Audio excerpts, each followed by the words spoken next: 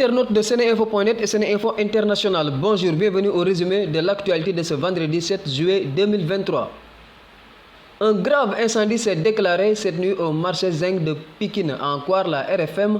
Il a fallu 3 heures de temps aux sapeurs-pompiers pour arriver à bout des flammes. Les dégâts matériels sont considérables.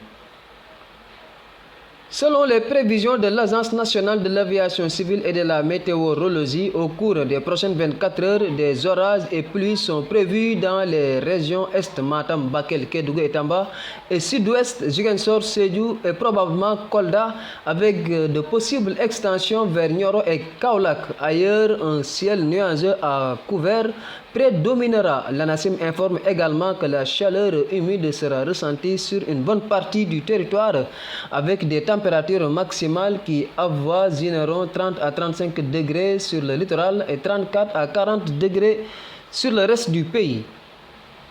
Dans un entretien accordé à France 24, Ousmane Sonko estime qu'en renonçant à briguer un troisième mandat, Macky Sall n'en fait qu'abdiquer face à la pression populaire et internationale. Il assure être totalement éligible et se dit convaincu de pouvoir être élu président du Sénégal en 2024 dès le premier tour.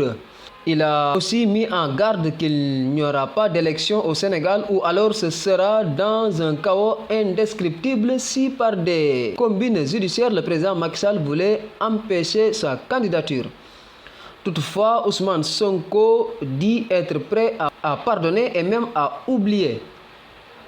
Selon les informations de l'Observateur, le patron de l'AFP, Moustapha Niasse, a démis Alioune Sarr de ses fonctions de coordonnateur des cadres du parti. Il a été remplacé à ce poste par Dr Jean-Louis Silla, qui est désormais la nouvelle coordonnatrice des cadres progressistes.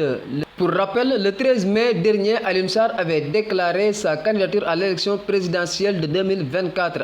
Après cette déclaration, l'AFP a fait un communiqué pour dire que le parti ne s'était pas encore prononcé sur cette question et qu'il prendra les mesures qui s'imposent si le Rubicon est franchi.